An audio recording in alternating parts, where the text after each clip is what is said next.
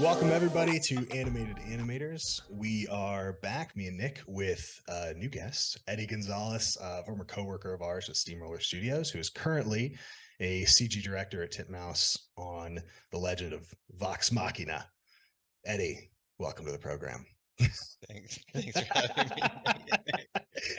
me. Actually, I wanted to really quickly for you to sort of explain CG director and what your role is there and what it entails, if you don't mind. They have me credited as a technical director, which for 2D means something different than 3D. But for the 3D sphere, I pretty much oversee all the 3D assets that come in, make sure they work with our art team and our art director. Arthur, he approves them, and Sanjin, our supervising director, and make sure they like what's coming through. And I'm basically the person that speaks to 3D for them because they don't like talking to it. So I Yeah. do for them. So what you're saying is in the first minute of this podcast, I got your title wrong. And Well, no, I have it down just to save me the messages looking for rigging yeah. jobs. I'm like, Well, we commonly say, titles mean different things at different yeah, studios. It always means something different, but that's very different. especially if you cross like mediums, like going. I work on a 2D show, and they're like, "Oh yeah, our tech director." Yeah. Sure. This is not uh, my hill. Whatever. Yeah. so, Eddie, we worked together at Steamroller, and to me, you've always had this really good quality as a lead and as a yeah, and as a coworker, where I don't think I ever got a note from you or even a bit of advice that didn't sound. There was like no condescending. There was no anger. It came from very much you were on the same level as me, even though you very much weren't. You were a few levels ahead of me. So It's true. It's true. Don't blush. yeah. It's true. So we're having you on for your accessibility. But if you don't mind, can you give us? I think Nick called it the rags to riches story, and we're stealing that. We're co-opting it. Give us whatever is the rags point if you want to go high school or if you want to go after No, graduation or okay, yeah. it's definitely college. I mean, I could start in the vaguest way of like I didn't know what I was doing or what I wanted to do in high school, and I liked doing art things. And so my dad's like, "Yeah, do architecture. That makes money." And I toured SCAD in Savannah, Georgia, for their architecture department. And the way they did the tour, they just grouped us all together, and we went to each building. If there was someone on the bus who was going to a certain major, hey, let's go to their building and look at that. And so someone on the bus was going to the animation building. And when I was there, I was like, I saw a shark being animated and swimming. I was like, oh, architecture. And so some fast forward, some military service in between there. I ended up going to SCAD, and I sucked a lot throughout all of SCAD.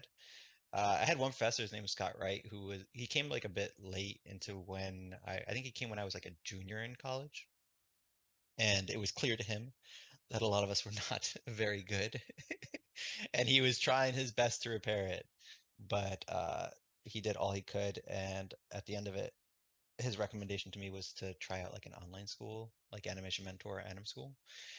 And so I did Animation Mentor, and I did that while moving around a bit.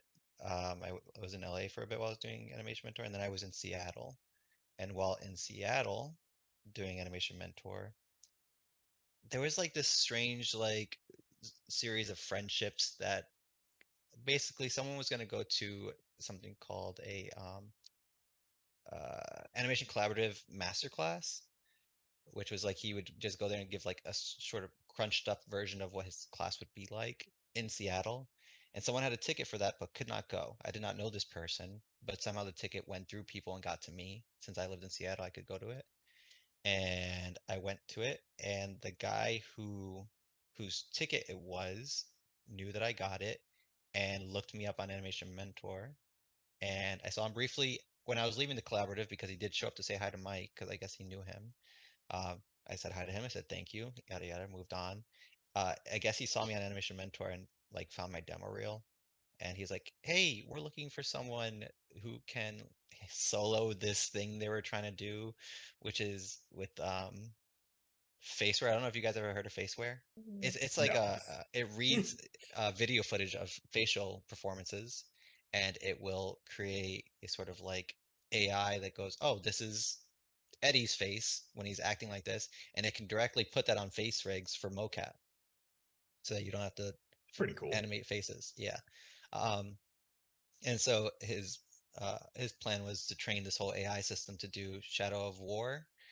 They have like all the different possibilities of all these things these orcs can say to you that are personalized to you. And so it was like something like 21,000 lines of dialogue that needed to be animated and fast and efficiently. And so they just needed someone with an animator brain to pilot this for them. And so I did that for a year. Really cool to work at a AAA studio as my first studio. That was but also like I felt like a baby there. There were people way more experienced. Like I couldn't be an animator there at the time that I was going there. It was just that I had an animator brain that they wanted me to help out. So I got lucky in that regard that he found me. And then after that, I got tired of not animating for a year, and I got an offer to animate at Steamroller. And so I took it and I met you guys. Is that The my rest is history. But like, I wouldn't say that was my richest I was gonna moment. say that there's still a little bit more. Yeah, after I Yeah. actually I Steamroller. wanted Did to you- focus in more on that. Like when you were transitioning to this new role, like why this role? Why it could be like because you did you changed mediums, you went from Yes. essentially game dev in Yeah. whatever aspect that is Yep. to a show. So there's a Yep. lot of differences there. So was that something that was appealing to you, or was it just I want something to try something different? It was a lot of things. At at at the front of it all was like I was a lead at Steamroller, and I didn't want to be a lead anymore. And it was clear to me after several attempts that I wasn't going to not be a lead there anymore. And while that was going on, an old friend of mine who was on the show, who I had not talked to for years, was like, "Hey, you're an animator, right? Do you want to animate on this?" And so I did freelance for them while working at Steamroller, and I was, I guess they were really liking me. I was going like way overboard on everything, like in terms of my freelance deliveries. I was giving them so many progress updates and like all of my reference I shot. They actually have reference to me acting like a zombie with no legs, and they still to this day have like gifs of it that they will show to like the people who run the show, which uh, sure it could be good or bad, depending on the reference. But It's all good in that respect, man. You're good.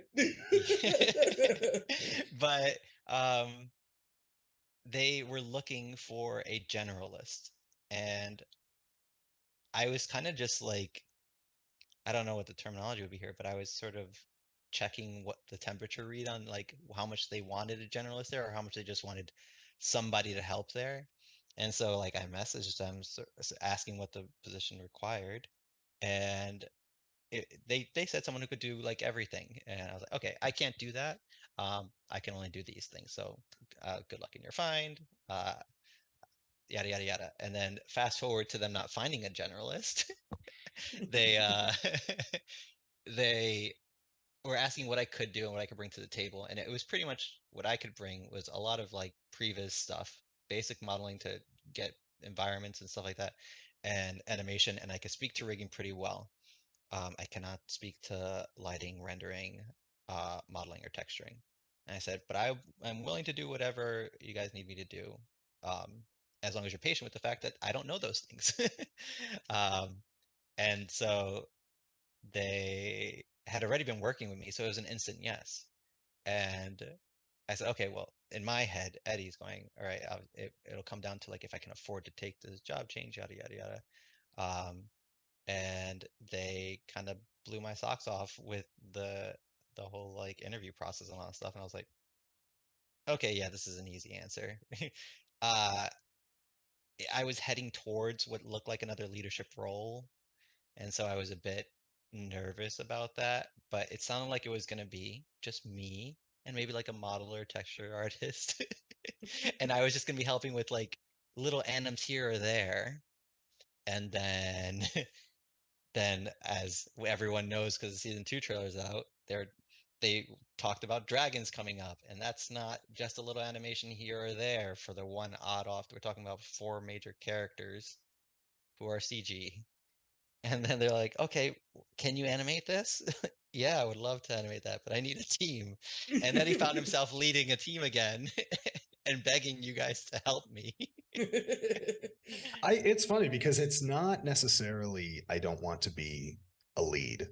It's I don't want to be a lead in XYZ situation, where you feel like you can't, you sort of fell into this as being like Yeah. a leadership role, and it's not something that's turning you off from the job unless you have some breaking news you'd like to No, well, like there's still part of it that I like animating and I want to animate. And at Steamroller, I felt like I became a lead very prematurely. And so when you made that comment about I was several steps ahead of you, I don't agree with that. And I don't think you guys ever knew how much like I did not do well. Like Josiah's the only person who ever got to really see my shots. So I just praised you guys because I loved what you were doing and I just wanted to be in your shoes to be able to do that. And I think that this might have been a bit of why you thought there was never like any like bad blood when I was giving you notes or anything. I just admired what you guys did constantly. I love to see it, and I said, okay, the one thing I felt like I could bring to this is how can we create a workflow that everyone's working on across the board that we can all be on the same page on? Because a lot of us were juniors when we went to Steamroller, um, and so the main thing that I think would have been an issue is our lack of. I don't think you were a junior. You came from somewhere else before there. So the way that I would frame it is I worked in feature VFX before this, and I thought I knew like how to animate. And then it's just different. Feature is different. And I wasn't working on a lot of full body stuff. It's to camera angles, which is you can force stuff, but doing that first and not getting the proper understanding of like the real proper understanding of body mechanics until I went to Steamroll. And I was like, oh, I'm very junior. Like I was a, whatever junior associate mid at this previous role. Mm-hmm. I'm a junior here. So everyone around me was a source of like, oh. We were all juniors though. Like we were all The so blind leading the fresh. blind, really. Yes. Yeah. And that was I sort of became like the in-between Josiah and you guys. And so like it the frustration for me in the leadership role was that like I didn't feel like I knew how to do the things that I was telling you guys to do. And so I wanted to be animating so I could feel like do something I could actually at least learn to feel confident about rather than do something that I didn't feel confident about. Wait a minute, you feel confident about your animation skills? I could say that like the thing I've become comfortable with being able to show my work and say, here's what I do. What do you want me to change? And then I'll change it. I feel like before I didn't know how to do it. Or the other part was that here, for the most part, I'm pitching the vision of what I want you guys to achieve, and I showed them. I showed the people up top there and say, "Do you like it?" We had 2 tiers of like visions above me at Steamroller. We had like, let's give the example of like Dauntless. We had the people at Dauntless, at Phoenix Labs, of what they wanted to see, and underneath that, what Joe wanted to see, and then underneath that, what like you guys wanted to create, and me in between you, trying to deliver what you wanted to create, but also wanted to like match Joe's vision to hopefully be what Phoenix Labs wanted. There are like all 3 of those tiers are removed here. We have boards that are great. I love the boards. I feel like this is what we're gonna kind of try to hit. You guys hit it. We're good. Yeah. I do you think that there's a large, in the steamroller situation, you're client facing. Yeah. And at this new role, like the client is essentially the people above you, but it's still at the same company. Do you find that just as challenging, or is that, I mean, they're different, obviously. Yes. So this, I said before, there was a lot of why I didn't like being a lead over there, and this is going to be another piece of that like branch. Um, this feels like we own the IP, even though we're making it for them. And so this isn't a client coming to us saying, "Hey, can you do this one section for a movie?" And when you go to see the movie, you're like, "Oh, there's the one section I did. Okay, that's it." Like here, like the entire season from start to finish, we're there, and like I'm able to call out things like oh, this section was someone else's section, this was their section, and then we see them again on this episode, on this section, and you get to just be hyped about the whole property. And it feels like it's yours, and everyone around you is on it, different teams of it on it. You know, I get to interface with the board team, I get to interface with the backgrounds team, and it's just like it's one whole thing that you're making, and it's not just a section you work on for a month. And I think that that's probably preference for some people. Some people might like that shorter like bite of something, especially if it's a project you don't like. Like maybe my opinion would be different. It's not Critical Role. I love Critical Role, so then I I'm begging them to make more seasons with 3D assets so I can stay on forever.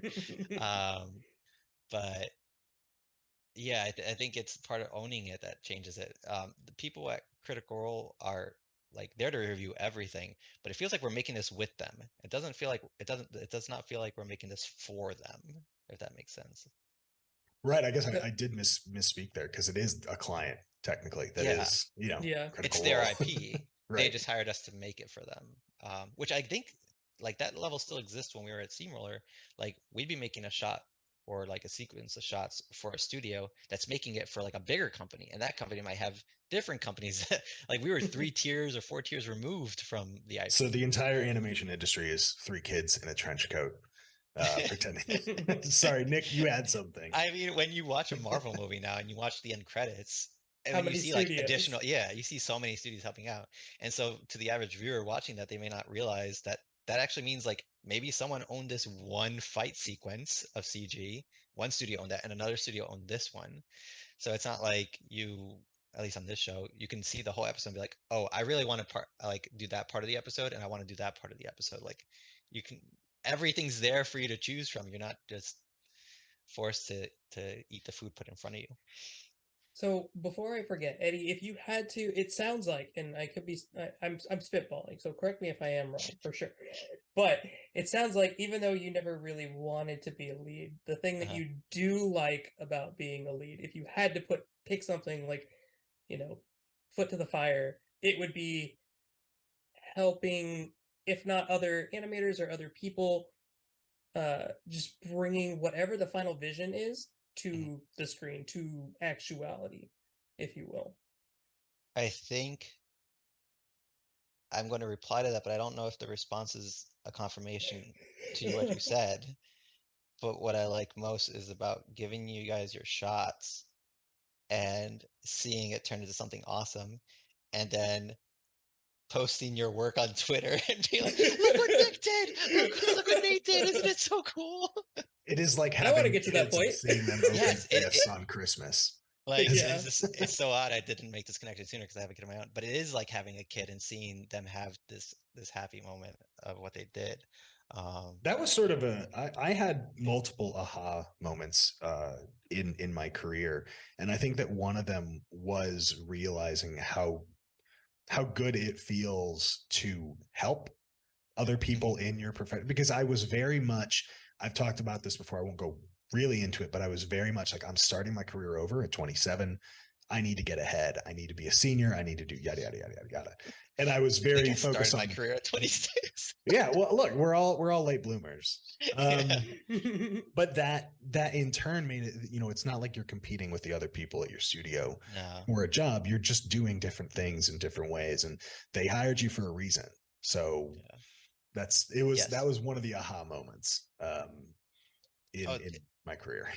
like this project, I like me and you guys and the people like revolving around me in the CG team, we are a very small part of this project. And like would sit in on the meetings for people who paint the backgrounds and people who do the character designs, and I'd be like, I don't know why I'm here right now.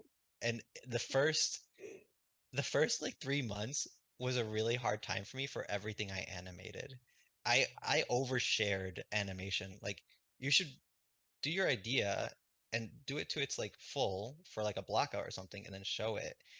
I was showing too soon because I was scared every decision I was making was the wrong one.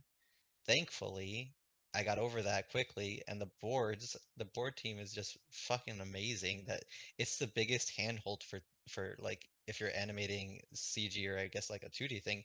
The boards are where the decisions are made for the most part. Um, and those board artists were so good that it was like, all right, Eddie, just do what the boards are doing to the best of your ability. I know sometimes 2D doesn't translate to 3D well, but here's what they want you to do. And it's very anime-esque. So if you like anime, try to capture that in 3D, which was its own challenges, and there was a lot of discovery there. But it was horrifying to work on this project at the beginning. That's something that people would just, I probably assume that you walked into this role and then you were like, oh yeah, 100%, I know what I'm doing. And stumbling our way through the dark. Yeah. I mean, like I said in the beginning, the dragons weren't there. I was trying to achieve gentleness for them. I was doing CG cameras for certain things where they had like a set, the ziggurat at the end of season 1 that they fight on. And that was like modeled, like there was a lot of 3D modeling going on that the 2D background painters do. Really good modeling, and then they use that to help them. And so that alone was just frustrating when I see these people are, oh great, you're also great at 3D and you're great at 2D. I'm like, awesome. I'm here just trying to do animation simple. Um, but I would have to do like cameras around their stages to just try to match the boards and fix what wasn't working in the boards. And then they're asking me like they had previous freelancers, hey, can you connect these textures to these assets? I'm like, okay, Google, teach me how to do my job for the next 3 months because I Chat don't know what I'm GPT. doing. And it was just a lot of not knowing what I'm doing and just being willing to spend the time and figure it out. And I want to say they were patient with me, but I hope I didn't show them enough of like my panic that they felt they had to activate the patience. It just we kept getting there as we came across each problem. Do you think that when you're talking to someone trying to break into the industry and somehow they get you an elevator, they're talking to you, they have a 90-second pitch, what's the number one like misconception about what we do or what makes an animator successful that you think that they have that you would like to dispel? We don't have the answers. Yeah, like it's that. I was gonna say we've said this like there's like 15 different answers throughout this episode so far. There's so many shots that I've come to where like I don't know how to do this. I guess I'm gonna figure it out. Like you might not know what to do. You might you don't just I don't think you maybe there's like plenty of senior people who do this, but I could speak from my level. When I see a shot, it's probably like a 75% chance I'm like, I don't know, I'm gonna achieve that. Just start. Like the equivalent of putting pen to paper for 3D. Open Maya, open the scene. For me, it's look at the storyboards. What is the camera moving at all? Like, Tumble in can I just 3D for 30 minutes around a cube. yeah. Well, Mark like makes the little pork chop cubes, and they do that's his first pass. So yeah, like everyone has their way of like grounding what needs to be done to the simplest form to start with. Um, for me, it's hit boards can sometimes be put on like 10s or 12s. So put the boards on a transparent layer over my CG camera. Like, all right, how do I hit this? And then make sure that the poses are working in 3D space too, um, and go from there. But I don't, not knowing how to do something is not something to be afraid of. I mean, sure, there's probably gonna be a little bit of fear, but I was gonna say, like, but there's every it's time not a you get a stop. new shot, there's Yeah. always gonna be fear. At Oh, least I totally. haven't found a shot where I haven't been afraid yet, at least Yeah. to some degree. I'd actually be nervous if you were so confident and you weren't super senior in the industry, because then you might be setting yourself up for, I know exactly what to do. That's not it. Can you Yeah. change that, please? You're like, oh God, what do Well, I do? I was so confident in this idea. Well, so you'd to hope that they that would effect, react that way as opposed to being like, no, no, no, this is right. And no, it's not. well, I was gonna say on the flip side of things, as a lead, not to be facetious, but that's the kind of person I don't want to work with per se, Yeah. because then that's an immediate flag that okay, I'm gonna struggle with this person if we do need to change something or if they do have to get feedback. I guess it's determined fully on their response to the first wave of notes. How they Yeah. react to that will determine the entire mood for how the shot's going to go going forward. Or in terms of if this is an elevator pitch, how they react to whatever your honest opinion is to whatever they're showing or asking in that, in that But like also being prepared for like you always have to heartbreak. accept, yeah, you always have to accept the possibility that they're going to be like, this is completely wrong. Because sometimes there are people like you could be technically 100% right in the choices you made as to why you made it, but there was something in their head from what they were imagining that you didn't hit, and so you have to try to get that. And then the other part is this shot's not for you, it's for the show. So you need to make sure it works for what the show's vision is, not for what you wanted this one piece to be in your life. Well, that's important to have when you're presenting your shot. Like, here's the reason I did X, Y, and Z. It could still be Yep. wrong. Yes. Your lead could tell you right, but they're able to give you more information because you had here was my Yeah. reasoning, and then they get to come in with here's why your reasoning was wrong. Yeah. But they say I it mean, nicely. my biggest thing, if they're not happy with it, if it's not clear of what they wanted, then asking what do you like the least about this shot? Like, what did you imagine it was going to do that mine's not doing? I was telling you I'd shot reference for like no leg zombie. They wanted me to animate a zombie run in the beginning. It was like a skeleton zombie. And I did like 5 passes of this, and they kept not liking it.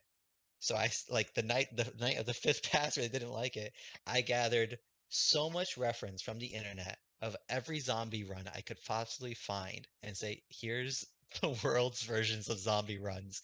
What do you think is most like the one you want? And then they picked one, and I said, okay, I can get it to that then. Now I know. But the 5 passes was me freaking out because I didn't know if I was going to deliver what they wanted when I could have done that zombie pass in the beginning of the zombie footage. All right, anything here strike you? Because there's a lot of varying ways zombies could run that you might have in your mind that I don't know. When everything is a possibility, it's very easy to get, decision freeze. That's not a phrase, but you don't know exactly where to go. Decision- There's a term for it. Anxiety. Something like that. Paralysis. Analysis paralysis. No. There you go. Together, guys. We'll get there Are we doing it together. right now? Yes. But when you have like anything is possible for this shot, like, oh, just come up with a concept or come up with, we're not really sure what the rig is going to look like. So Oh yeah. explore some stuff. And I've struggled with that because I very much like, okay, here's the thing I'm studying. Here's how this body, I can research how this body, moves. But if I don't even know that's daunting, to put pen to paper, as you said. Yeah. You got to start somewhere. I know that this isn't something I did, but our rigger, when they were making the dragons, they posed the dragon in poses that Matt Mercer was acting out in the live stream to try to like replicate. All right, well, if the person who created the dragons was posing like this when he was live performing it, then maybe it's a good place to start by trying to see if the dragon can do the poses he's doing and what that would look like. And a great Easter egg for fans of an insanely popular show. Oh yeah, like our team has been like Titmouse in general has been the whole Legend of Vox Machina team has been very good about like once stuff has aired, like all the tea is spilt on Twitter. We spill all the stuff we had fun with and all the memes we made. So I'm sure that'll come out once season 2 comes out at some point. Which do we know? Am I allowed to ask you? Yeah, this? We know. I'll edit here when season 2 is coming out. There's It's a next date week. on. Yes, next week. It's Friday. I get nervous. January It's 20th. they're big companies. I'm a little scared. We don't have January financial 20th backing. it airs. And Amazon, go watch it and keep supporting it so that I can stay with them forever. And we're going to tease that with the tech director at Titmouse for Legend of Vox Machina, talking about Critical Role not next week. That's too soon. But so we have a little bit of time left, and I wanted to circle back to something when we talked initially about your transition from school to your first job. It sounded like there's a fair amount of luck. There's a fair amount of luck involved in getting that first role, whatever it is. So I wanted to talk a little bit about what would you want to say to a person who's been struggling, who's working a 9 to 5, who is doing their, shots at night at home. I can't speak towards like providing for a family, but a lot of people are doing that while they're doing this, which is doubly difficult. and I don't know what to call it. I don't know if it's saying like, do we talk about quitting? It's not, I don't want to talk about quitting. I want to talk about like maybe how do you frame that for them? Well, there's a couple of things layered there. I want to start first with the like, you haven't got the job yet. Um, you need to analyze yourself, and there could be a couple reasons why you're not getting that first job, but like continuing to improve at animation isn't going to hurt you. So when I left SCAD, I knew, thanks to the advice of my professor, that I was not there yet. And so going into Animation Mentor, and granted, I know that like after paying for college, you don't want to say, I'm going to pay for more education. Thankfully, and I discovered this after Animation Mentor and all that. I mean, not speaking very well for the platform, but Twitter has a great animation community. And there's people I made friends with on there that are purely just from like, oh, I like your post. Like, that's awesome. And like Nate, I know like you posted that Pokemon thing, and that was awesome. And doing a quick shot like what you did, where was that the animation competition things that they did, Yeah, small it things was like that. Pokemon. Yeah. Yeah, I forget the channel that they're the handle that does that, but they do a competition every month, and it's like short shots that people do. Um, The that, Agora community. Shout there out. you go. Yeah. Um, There you go. they that there's no reason why that, even if you're not like aiming to be like the winner of the competition, there's no reason why that exercise can't be a way for you to practice and just improve. Um, and so you got to keep working on it. Now, going to the side of it where you have a family, now you need to find the time to improve. And I would cough up that to having like a really healthy relationship with your family, and get comfortable with some less sleep than what other people have. My daughter goes to bed at 7:30, 8 o'clock. Um, so usually anything, if I wanted to do another animation collaborative course or anything like that, it has to fit with after that time. Uh, And and he's already CG director, folks, and he's doing this after hours. So I because just I'm still not good enough. well, no, and it's an admirable quality that frankly a lot of us have. Not to toot our own horns, is that like it's 50% you thinking you have imposter syndrome, but it really is like I can be better. But Yes. I don't want to make it sound like a bunch of platitudes about like you got to keep your head down, you got to keep grinding, you got to keep chopping wood, but like a little bit of that is true. Like up Yeah. to a certain extent, it is true. It's a bit of honesty with yourself about where you're at the situation. If you're not hearing back from people, it's either A, you are not good enough yet, or timing. Because certain productions hire during the end of like a game wrapping up or something like that. If like um, a studio, let's just get like a Tomb Raider game ended as it, at the time that that's starting to wrap up, start looking to see if the studio's going to be making their next game, if they're going to be opening positions. You got to watch, like, know the weather in terms of your game releases or film releases and what that's like. Um, and then, yeah, on the family side, have a healthy relationship with your partner and the way that, okay, like I want to keep working in animation. How about on like weeknights, I'll do this after Sylvie's asleep, and then if you can watch her like half of a weekend day, I can get that time in to do something meaningful too. Um, which is what was happening before. I was working for the first season of Vox Machina. I was working California hours, so the mornings I would take Sylvie to daycare at like 9 o'clock, and then from 9 until 12 I would work on stuff. There was also, I think I did what's it called? I think I did an iAnimate class that was like, I think it was like a 6 in the morning or 7 in the morning. Yeah, because the person was in France. It was You what's his name? monster. What's his name from Fortiche? Oh, well, that Uh was probably worth it. yeah, yeah, he was dope.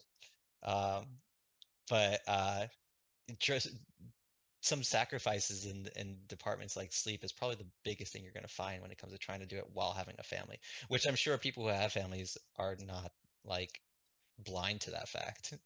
They've probably Yeah, already found how they have to, where their time is, and how they can manage that working. But I think it bears saying to people that you hear a lot of people who are already in the industry will say something along these lines, or they'll say you do have to keep trying, you do have to keep working, you have to be reflective of yourself. But it's worth noting, like, you're not in an enviable position. This is really, really hard.